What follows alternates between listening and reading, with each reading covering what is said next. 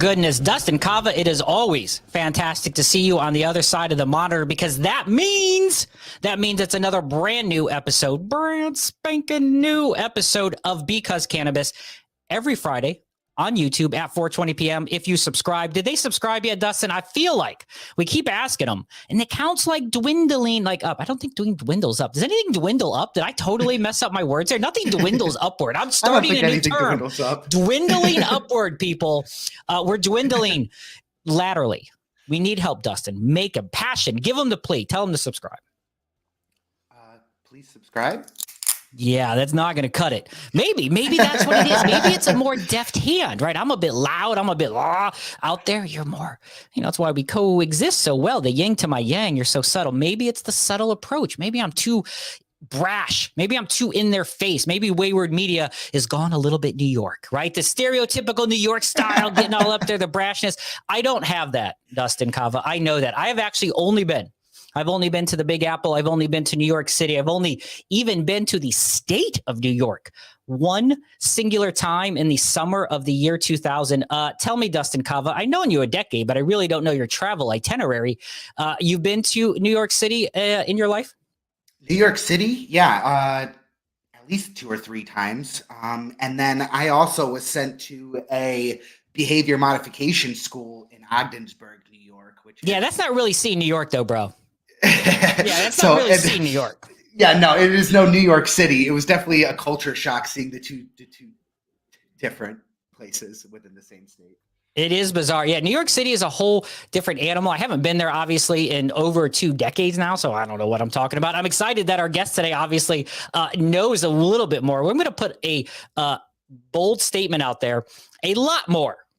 I know she knows a lot more about New York City, so I'm excited to talk with our guests today about what they have going on in New York, what they have going on in Oakland, bi-coastal, what they have going on. It's really exciting. We and you, Dustin, we both love education. We both love talking to people. We both love talking about the industry and the opportunities that are available. We both love focusing on social equity and what importance it is to our industry. So I'm excited for that. But before that, story time real quick. So I go to New York City, right, in 2000, and I am not old enough to secure by about 8 months an automobile for rent. So I'm like 8 months shy of the 25 age. I don't even know if that's a thing now, but at that time, you had to be 25 years old to rent a car. I couldn't rent a car. And so I was working for a company, and they flew us out, 3 of us, to New York to train. We're actually in Palisades, at the Palisades Mall area. New Jersey is where we were.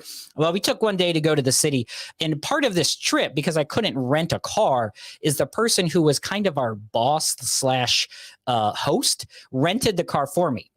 He goes to rent the car, and they're all out of normal cars. So I get a 1999 brand new, less than 500 miles Ford Mustang. This thing rocked, Dustin Kava. It was so fast and so powerful. And I'm a sedan fella, right? Like, I've never been cool. I don't have cool cars. I've had like 4-door sedans. I drive a minivan now. Like, the cool factor is dwindling there in the proper usage of the term as I continue to talk.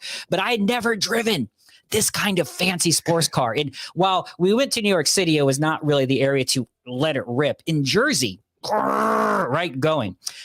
Unfortunately, have you had much luck with rental cars? Do you have any bad experiences, Dustin Kava?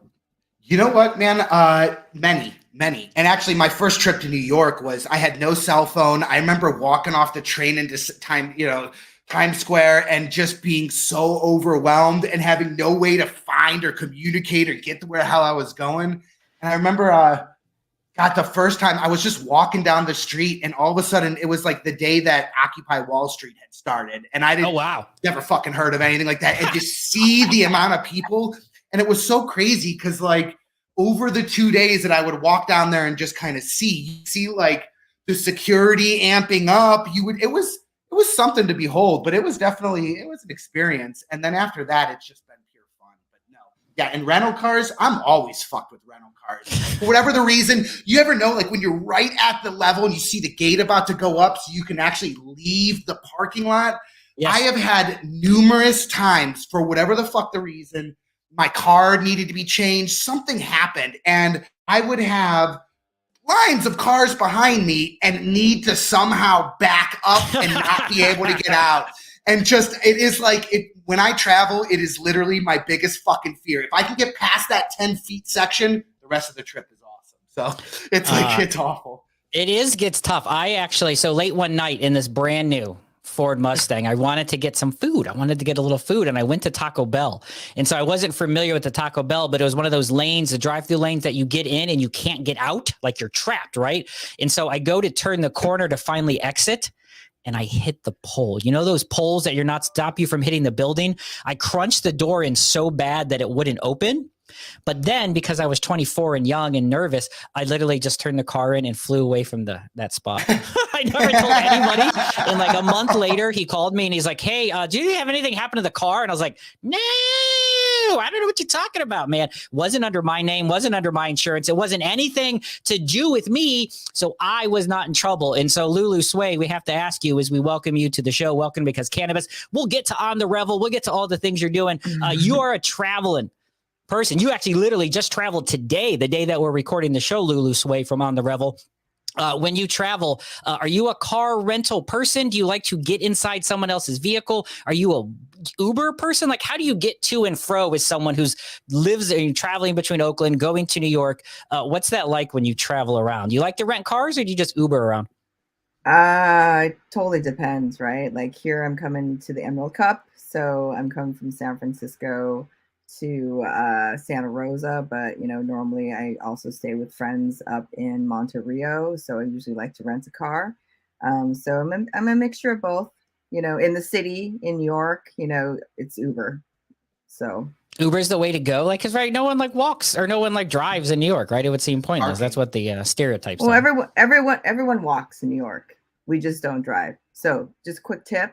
Don't ever let someone who grew up in New York drive you, because they cannot drive. Oh, snap. It was like, are they reckless or are they more? So like, what is the issue? What issue are we taking with the New York driver, stereotypically Lulu Tsui from On the Revel? It's hours behind the wheel. You can get your license, but you're not driving. So someone who's had their license for 15 years may have only driven a year of their life.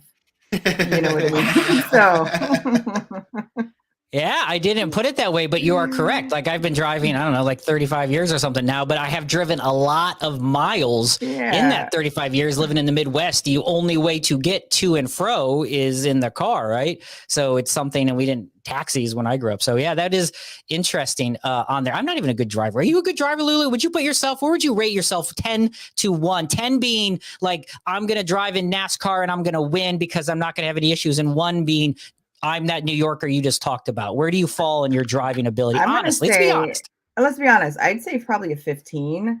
And then I have the added pressure of being an Asian female. Therefore, I have to drive exponentially better than most to break that stereotype. So yeah. Well, I wasn't even thinking that, and I'm glad we brought that up, but I just was confident. I love your confidence. I'm like a 4. I'm a terrible driver. I'm not like wrecking into things. I'm what people would say is a grandma driver. I ride in the right lane. I don't need to get anywhere quickly. Actually, I topped 80 today on the way to get to here for this show because I was running late. That's like the fastest I've gone in about 2 months, man, down into there. Speaking of which, Dustin, I was just in Florida recently. There, it's a minimum of 95. No matter where you're at, everyone goes 95 in Florida, rental car or not. It's pretty crazy. I don't know. It's one of those things, Lulu Tsui. What are you going to do? Thank you, Lulu. I know we started a little weird, but thank you very much for joining the show. Because Cannabis here from Wayward Media, Lulu Tsui from ontherevel.com. We are excited to have you here and talk about what you got going on. Thanks for joining us. Thank you, guys. Yeah, I haven't spoken to anyone in Ohio about cannabis, so I want to learn about what you guys are doing too. We are just doing our best, as Dustin likes to say, to not get in trouble, right? Like, we have the most strict system. We have one of the harshest by regulated, harshly, that's not a word here, making up words today, a very harshly regulated medicinal program, right? We don't have legal. Ohio begrudgingly, we hold the honor of being one of the first states to legalize cannabis medicinally through legislative measures, right? We had multiple ballot initiatives that failed, but they were close. And so Ohio saw money on the wall and said, we better write the rules before you people that are writing these ballot initiatives do, because Ohio is a ballot initiative state. But because of that, it is not so much a monopoly, there's pretty good opportunity. It takes a lot of entry capital to get into it. It really restricts who can have ownership, but it's so, and when we just had some great conversations with other people, they always just lament kind of our really strict rules about how much you can grow, how much you can hold. Like, it's not about plants. A lot of states are plant sizes. We're on square footage. So how much can you grow in this tiny square foot? The packaging, the regulations, we can't even have any Ohio licensees on our show because it's last time I checked, a 90-day notice to make a podcast appearance or to appear at a thing 90 days ahead of time. Wow. And the state has to approve it, and if they don't approve it, it becomes a nightmare. So we have a medicinal program. We got about, I think, almost 200,000 patients. About 1% of Ohio is a medicinal patient. We just hit $1 billion since 2019. January 16th was the day cannabis sales launched here. But, we have Michigan up north. We have Illinois very close, both adult use states, both have great tourism business. Dustin, you were just in Michigan buying some stuff up there. So it's a tough state to reside in, which states go legal. A state like New York right now going legal, it makes for interesting times as it goes state by state, as you well know. Yeah, well, I didn't realize how rigid it was there. Kind of makes me feel a little bit better about New York. Oh yeah, I mean we can't even smoke it. We have to. Oh yeah, we have no smokable cannabis. Like smokable meaning, so no pre-rolls, not just no lighters. And I think we can't sell things in eighths and stuff like that. We have to go by the 10th. We have 10th. Which means that which then means I'm taxed or I'm paying for an extra 2 portions of my medicine in an ounce. I'm actually paying for 2/10 more in cost because it's the same price per eighth as it is for my 10th. So at the end of the day, I have to buy more. I have to spend an extra $70 or $100 in order to equal the same weightage that I would have gotten else. Wow, when it goes federal, the stoners are not going to be happy about doing that conversion with you guys. No, it's tough. That's why so many people go to Michigan here. We have so many people, especially 25. The article that I read yesterday was something about originally the first 2 years, it was 70% of Ohio's patients had never spent $1 within the state. They had never bought product. Wow. Which said that 70% was going to Michigan. Yeah, because it's a reciprocal state. They accept my Michigan, they accept my medical card. Technically, I can't be bringing it back into the state of Ohio. But when I'm, say, traveling to Michigan and spending a couple weeks out there with family or something, yes, I can get my medicine for a fairly reasonable price. But in Ohio, now we're looking at about 24% still has never breached the barrier of actually buying product with their card in the state. So it's definitely gotten better, but the cost effectiveness and the way that things are does make it an extremely difficult proposition as a patient to maintain proper wellness. Interesting. Yeah, it's pretty interesting. So you are with ontherevel.com, which we'll talk about this really kind of movement. That's the best way I can describe it. I was talking with Dustin and we're like, how would you describe On the Revel? I'm like, it's an educational movement. It's a bringing people together to understand, particularly it looks like focused in New York, like what is happening there. But you have, and before we get to there, Lulu, you have this interesting, vast background that of all the people, and we talk to a lot of people in the cannabis industry, Dustin and myself have total origin stories, whether it's a head shop. I come from a marketing background, kind of shoehorning my way into cannabis.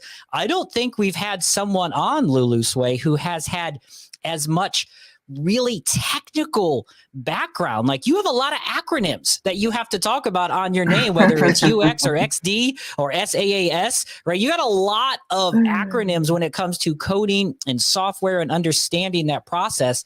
How do you, Lulu, go from thinking about working at a place like Johns Hopkins University or the Leukemia and Lymphoma Society is who's coding, customer management softwares and working that to saying, I want to start a cannabis movement. Like that's a hard transition. And I know it's a long time, but where in, I guess, origin story wise, does software coding match or overlap with cannabis industry? Let's go to that moment. When does that moment occur for you?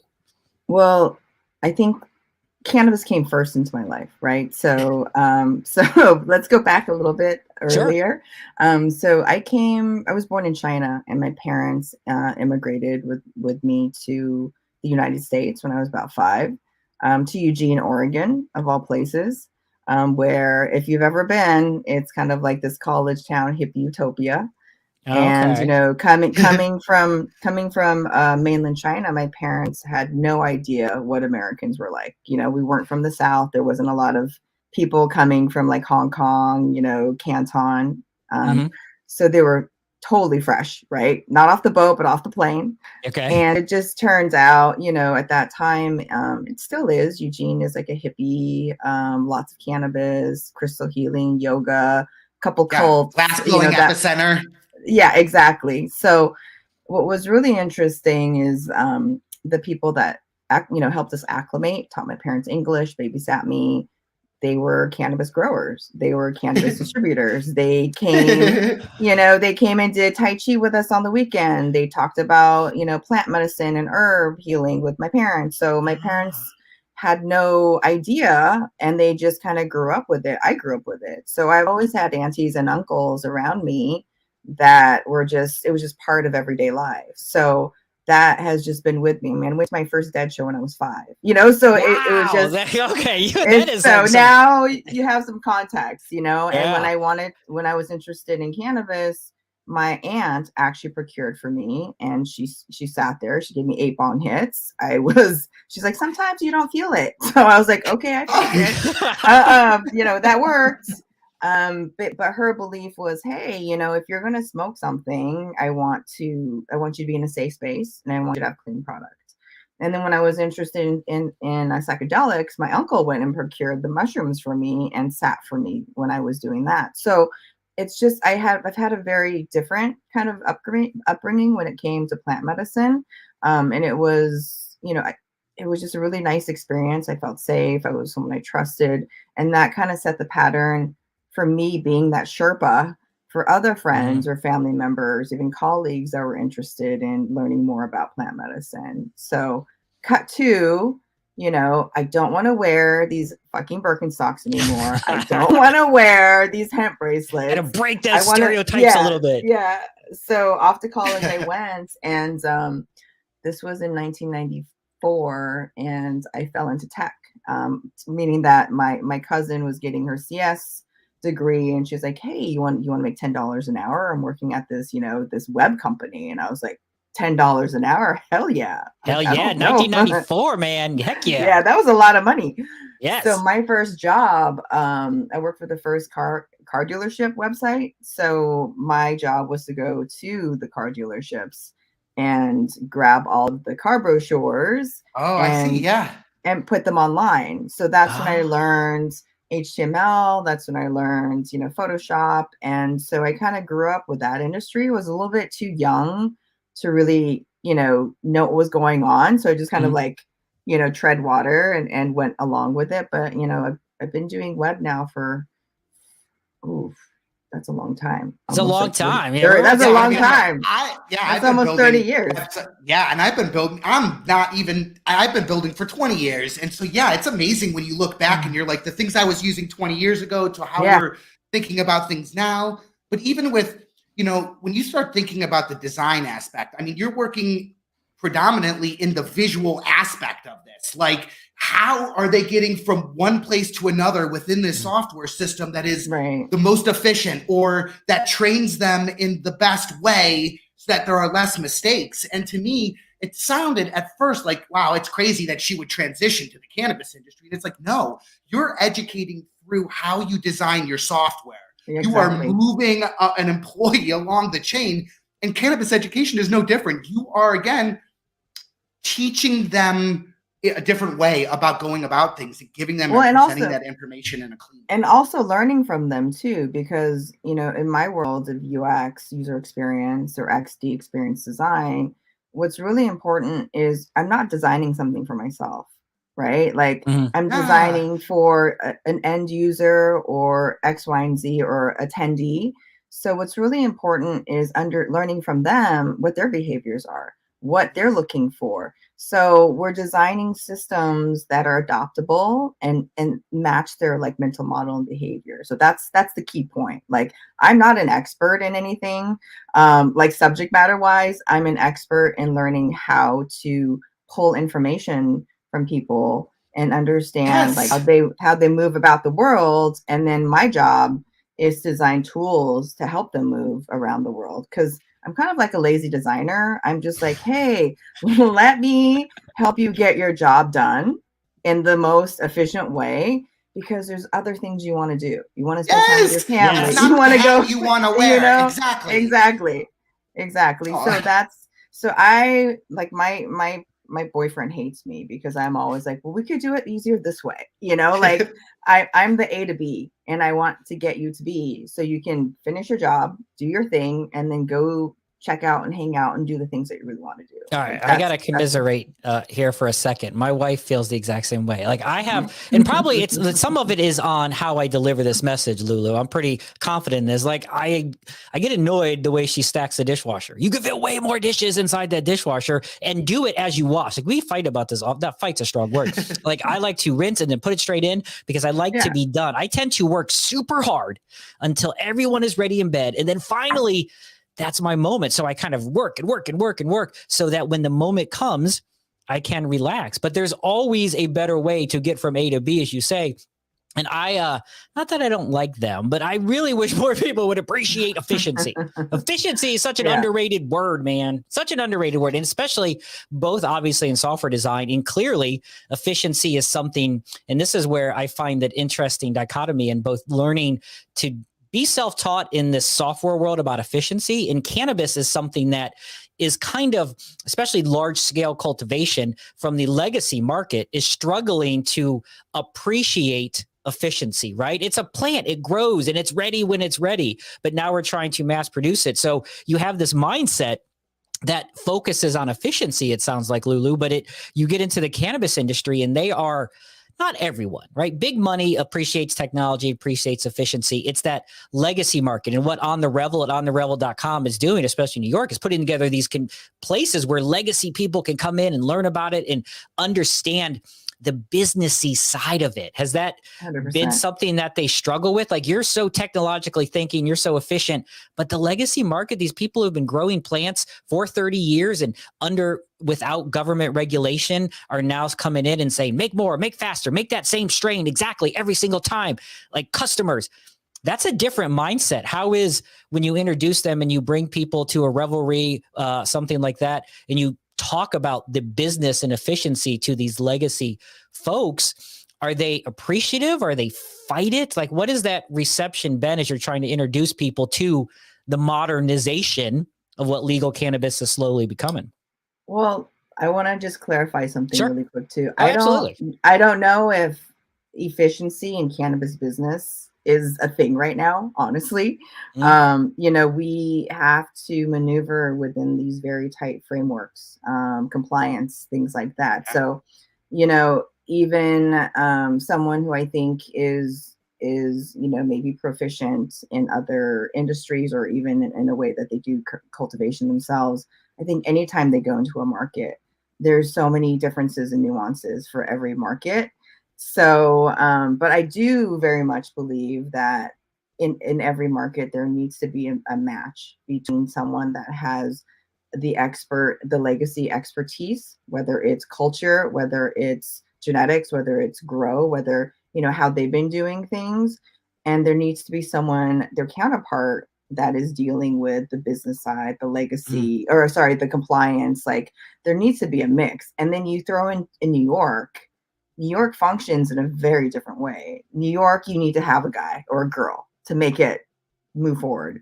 So then you need someone who's got a New York side to them.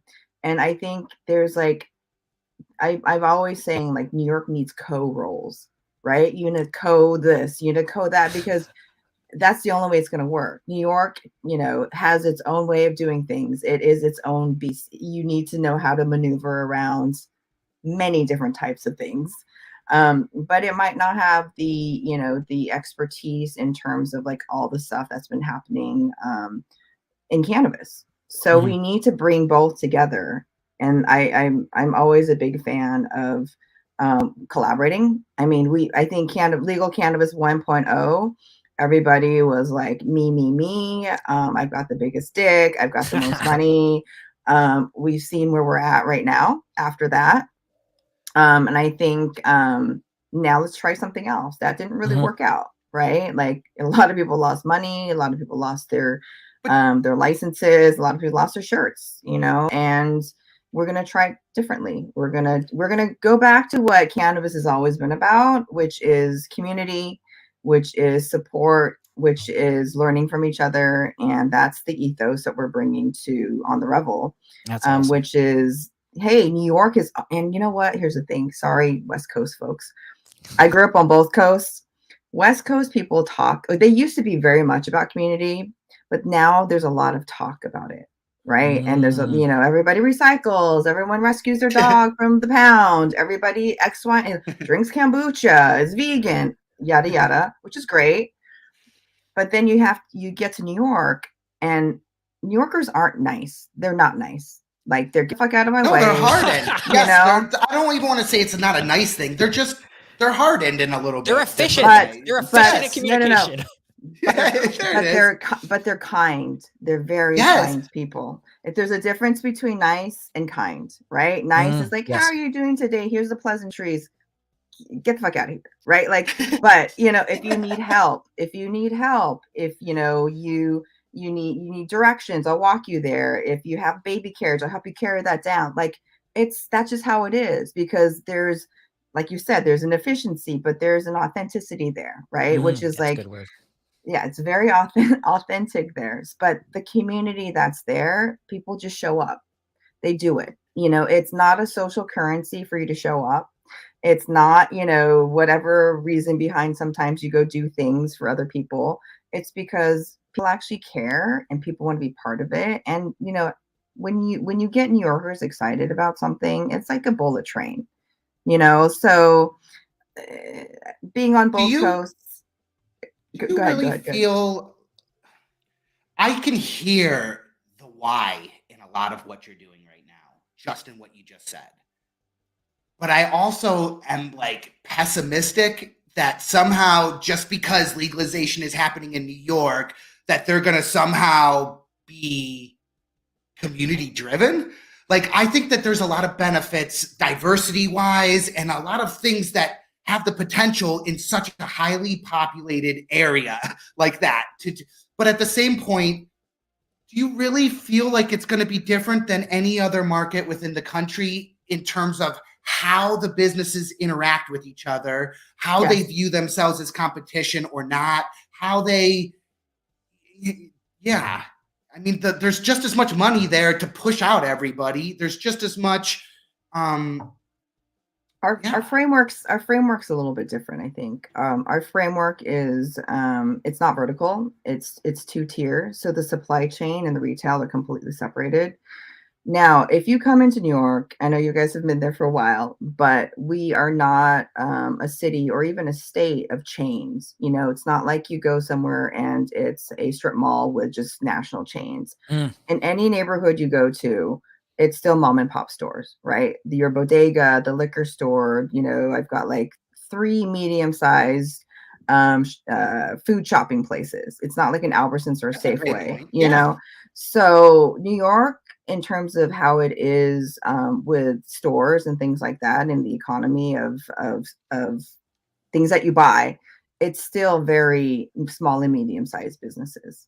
So I very much feel like our regulations that we have in place are going to be very much designed to replicate that, right? Like, so, but you're right, there's money here, there's ways of maneuvering things, but we are also the first state or market by law that has stipulated that 50% of all licenses will go to women and social equity, minorities. We've heard that too throughout the country, and we've seen the way it happens legitimately. We see the shell corporations that come in that have a female majority owner that somehow has partnered with the cannabis company in order to give them that authority to be able to do that shit.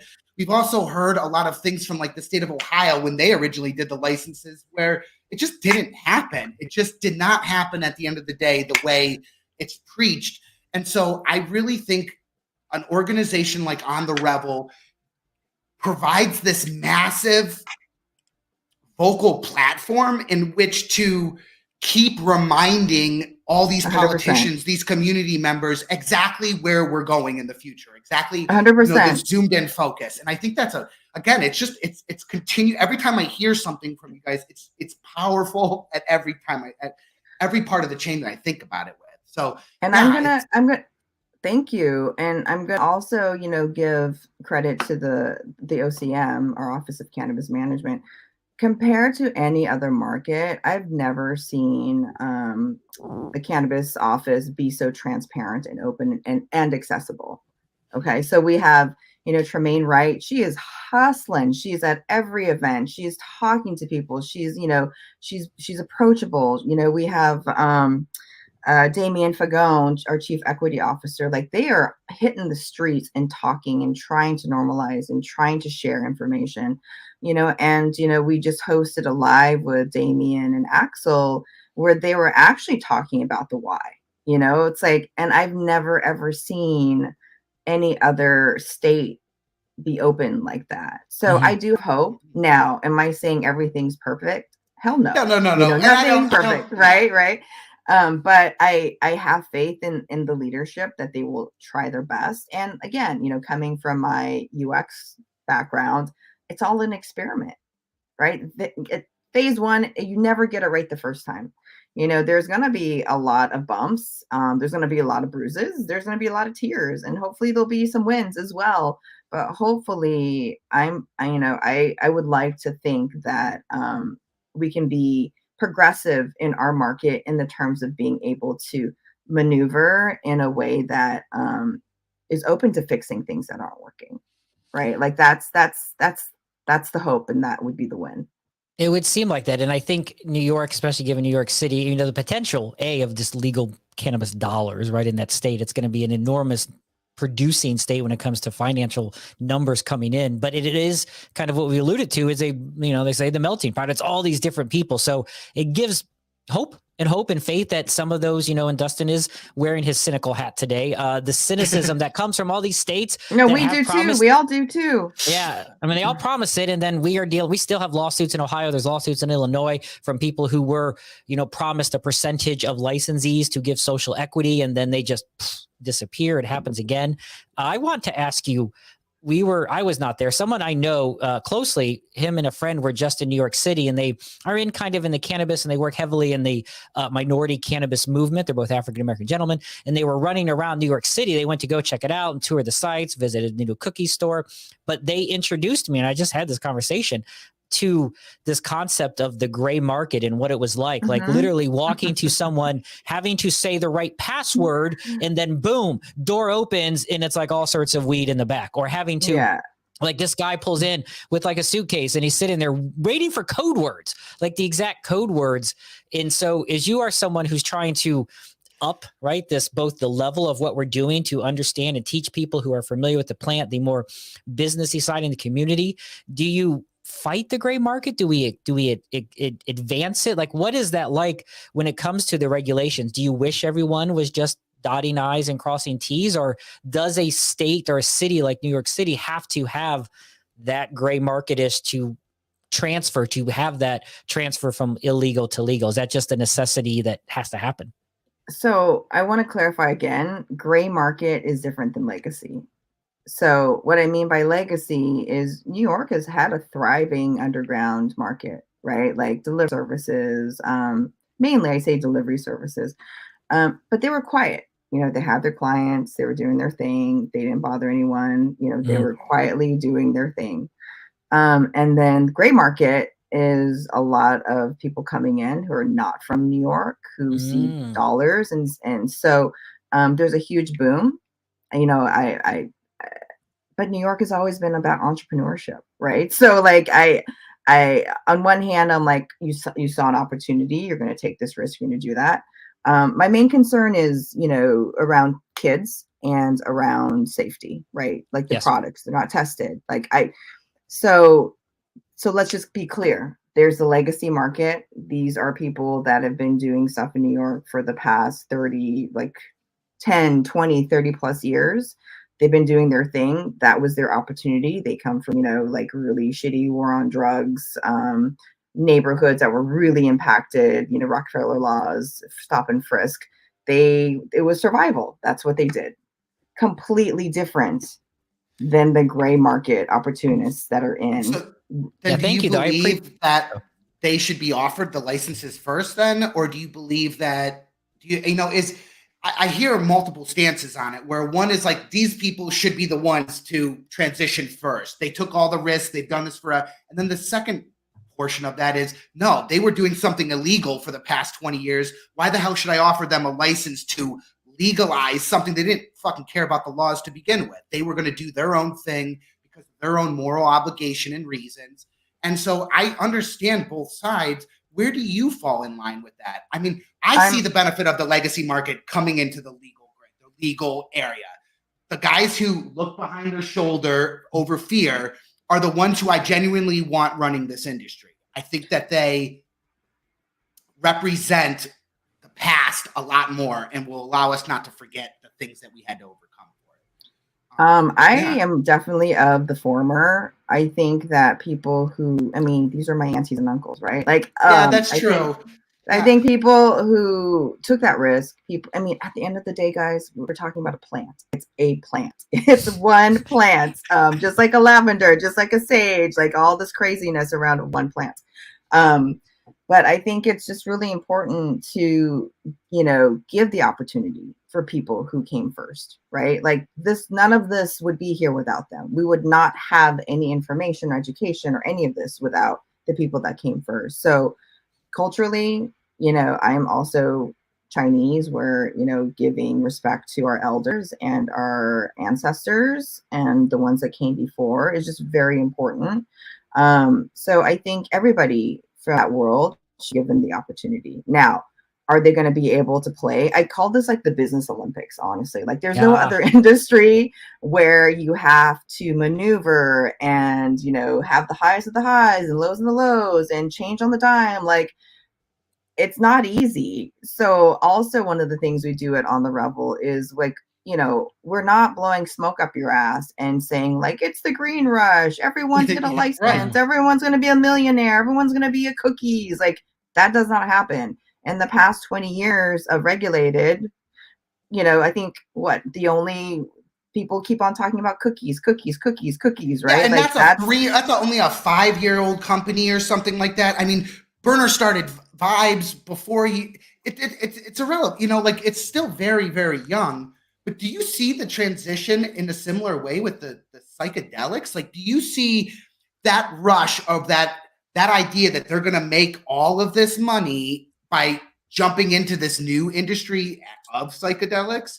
Like, isn't it the same? Psychedelics, it's a very different world. But I just wanted to really quickly, Dustin, want to go back to the second option that you're talking about. What I do respect in the legacy market is that there is a code. There is a code that if you do something stupid and shitty, there's consequences to it. Now, what is really shitty about the second opinion that you mentioned, because this is opinion of the ones that come with lawyers, is that whenever there is something stupid that is done, they hide behind their fucking lawyers. That is the biggest fucking pussiest move I've ever fucking seen before. So now, especially after building highways through neighborhoods and splitting families over half the shit, you know, to then be able to hide behind a lawyer and be like, oh, I'm just, you know, like I didn't. Was that your lawyer voice? That's my lawyer voice. So when you're talking to me in terms of like, hey, you know, the first opinion, legacy was doing its own thing. There were rules to the game. You played them. And that's how you did them. And, you know, I'd say like, I'm assuming that most people along the supply chain got to make money, right? When you come to corporate side of the house, you know, the VCs that came in, it's all a numbers game to them. And it's not their money. It's not their livelihood. It's other people's money. And, you know, we've seen with so many companies, like they spend without any fiduciary responsibility.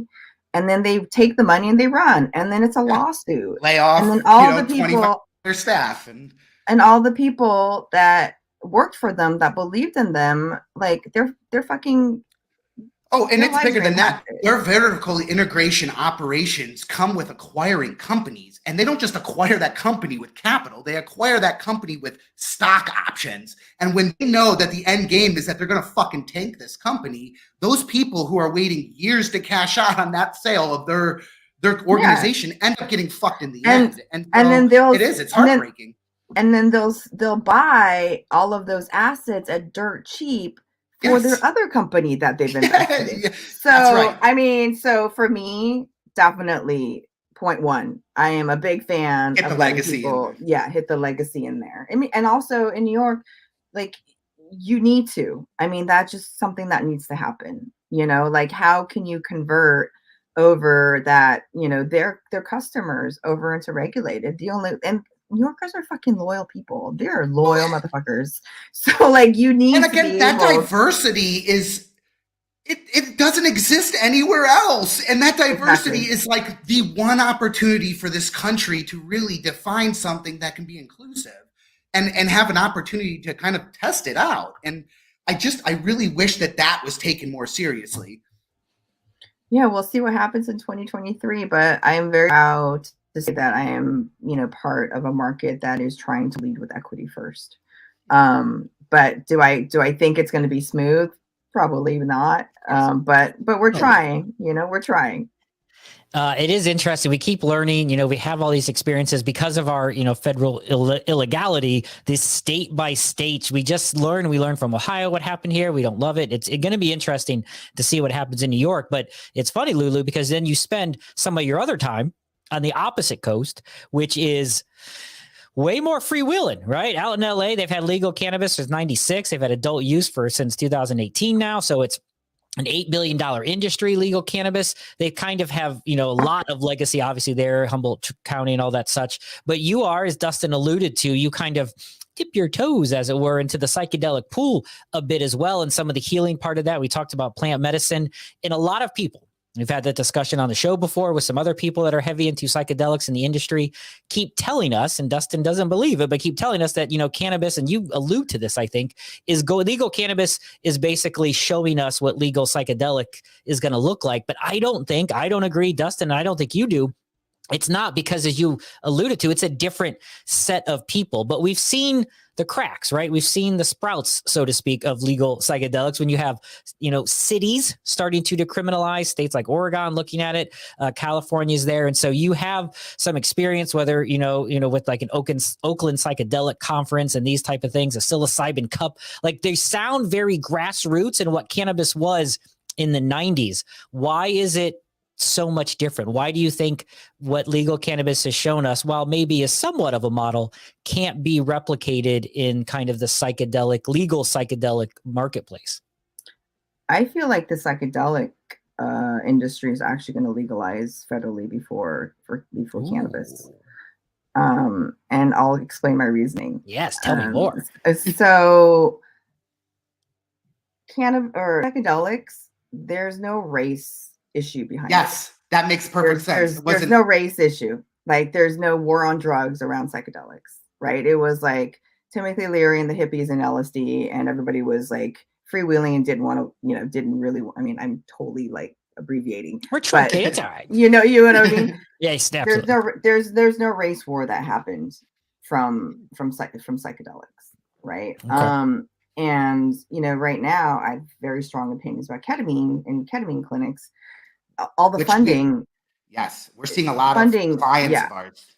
And my personal opinion is ketamine is not a psychedelic. Ketamine is a disassociative, a completely different class, a completely different effect. And I'm a big fan of ketamine. Don't get me wrong. Like it's been part of my life since I was a kid. Again, you know, I've been very fortunate to have really amazing people introduce me to things in a way that has been therapeutic. But there's money and research that's going into psychedelics, so much more so than cannabis, right? Like there's like 50, probably more than 50 now, universities across the world studying psychedelics. There's been so much positive reporting in the media around psychedelics. there's been TV shows, there's been books, there's been documentaries, all on the benefit of psychedelics. And I think for me, that's the divergent between the two classes. I'd say for me, again, this is my opinion, I think cannabis is a really great tool. It's a medicine for something physical. It's, you know, pain management, it's digestion, it's sleep, it's a lot of physical things. When we get the psychedelic part, it's very much about spirit, mental health.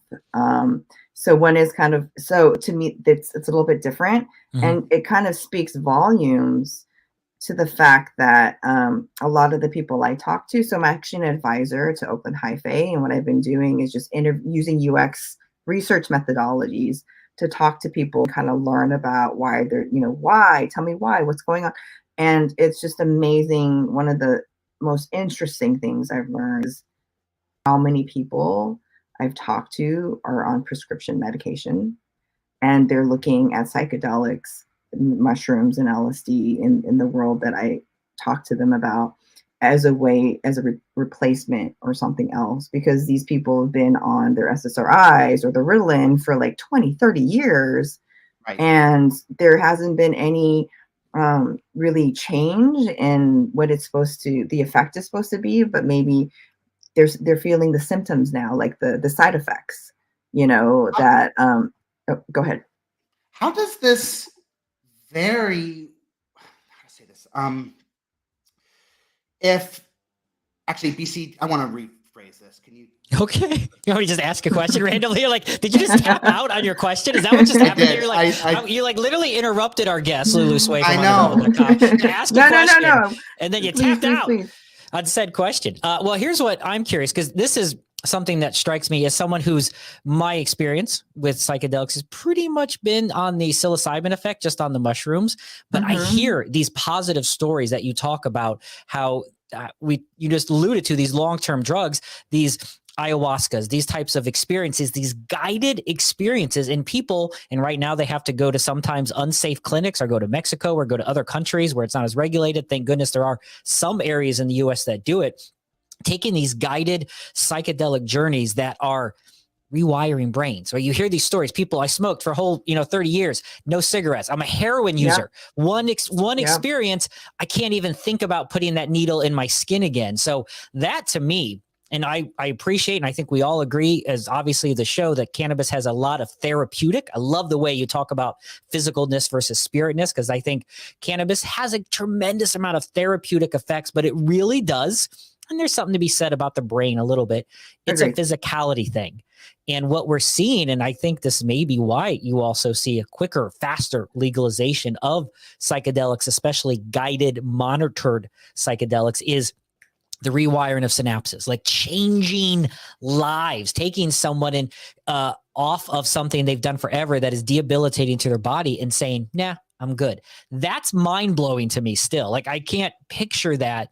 But I would imagine if you're consulting and hearing these stories, Lulu, that it's powerful. I mean, I can see why you are sitting there saying there should be more effort, more talking, more conversations about this, because when you are front line, similar to people who have done cannabis. We talked recently with Andrew D'Angelo, someone who was on the cannabis forefront in the 90s, like seeing the people's lives changed by CBD, said, oh, we should probably talk more about this part of cannabis, So have there been just some really powerful messages that have just realized that this is the way psychedelics should go? Have you run into people whose lives have been altered, like physically altered? 100%.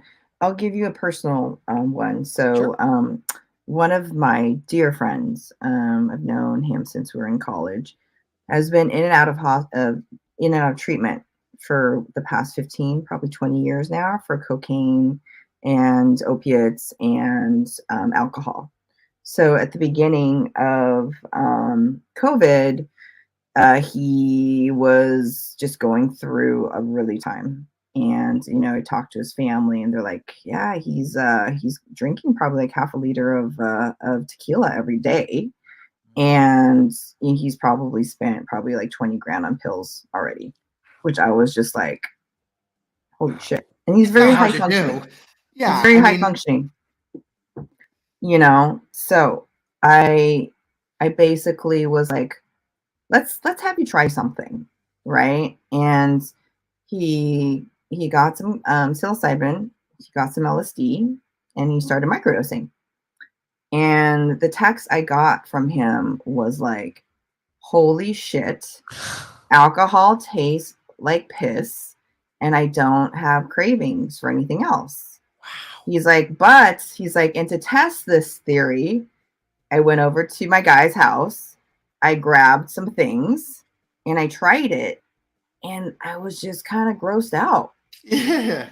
Wow. So that there is to me something was to that. Yeah, that to me was a point where I was like, okay, what is up with this? And he uses it. He used the microdosing to manage when he starts getting the cravings. It's not an everyday thing, but as soon as he has a craving, I have someone else I spoke to that has seasonal affective disorder, and there is only one strain that works for him.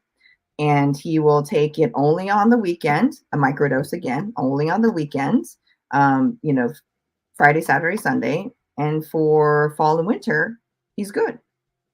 This is the most poignant one. I talked to a gentleman that was C for incomplete paralyzation. And what that means is he broke his back, but he can still he can still feel things. Like if you touch him, he still feels things in his legs. He can't move them. However, he says at certain whenever he takes psilocybin, like regularly, he can actually move his legs with intention. Wow. So those are the things, we've been talking about neuroplasticity, neurogenesis in your brain. I'm like, is it possible that it's doing things with your nerve cells in a way that's similar? I'm not like a doctor, but these are just like my yeah, you have a microphone though, so ideas. you're speaking facts. Just know that. Whatever you say on the microphone is 100% factual. That's how I live my life. So no apologies here. It makes sense though, and it's a powerful story. Like when you speak like that, we all got silent, and Dustin and I just sitting here listening, and it makes you realize like lives. And that's just one person, Lulu, your stories from those contacts. And so it's that movement spread. So it's going to be interesting to see what happens with this. I think you're going to see more and more. I think you're right. The research is there. It doesn't feel like the fear, and probably because of with the history of cannabis and the Anslingers and all the reasons, the wrong reasons that it became criminalized. You don't have some of that fear as much. So it makes sense that it may be quicker. And there's a lot of, one of the questions I always ask is like, tell me about your history. Like, why are you coming to it? And so many people are like, oh, I don't do anything. Like, I don't smoke weed. I barely even drink, but this is really interesting. And that always goes to my head tell me more about that. Like, how come you're so open to this and not everything else? And mainly it has to do with, oh, I read this really great article. I read this really great book. Or someone that I really respect. I've seen the change in their life. So there just seems to be a lot more positive things that are coming, like from stories, from publications, from media, versus, with cannabis, there's just like, oh, the stoner, the lazy, like. You don't get as much of the gateway drug fear speech, right? Like cannabis is always still today. I just saw something recently. One of these dudes in Congress was talking about how it's a gate. I'm like, are we past gateway drug conversation like a long time ago? But you don't tend to hear that. And I can't think of as much in psychedelics. Like if you take this, to your point, I don't do anything, but this can change me like internally. So I would like to feel that. But yeah, you don't see those fear mongering with psychedelics as if you do this, you're going to be doing crack tomorrow. Like it's do this today, it's meth the next day. It doesn't seem to be that. No, I think, and I wish they would reframe it, because at the end of the day, alcohol is the gateway drug. Yes, to bad decisions. Lots of bad decisions happen when I drink. It's actually, I'm good on cannabis. And when I add the alcohol in, that's when the munchies start. I don't know if you guys get that way. Like I am good on straight cannabis without the munchies. You toss a nice IPA in there and I'm going to like eat 6. I ate the other day? It's really embarrassing. I'm going to tell you this, Lulu Tsui from ontherevel.com. I opened up a bag of marshmallows and just shoved raw. I don't know if they're raw. Like marshmallows. Yeah. 4. And these weren't just regular marshmallows. These were like s'more ones that were designed to be like smushed. So they're the size of my fist.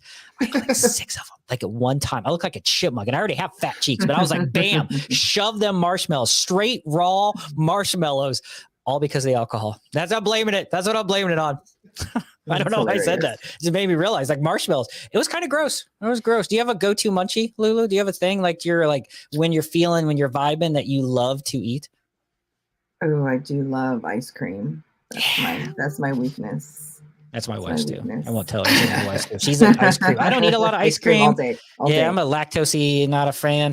But I don't eat a lot of ice cream. But that seems to be. I don't eat cold food on average. Dustin, you eat a lot of cold. I eat hot food almost exclusively. I would prefer to have hot food almost always over cold food.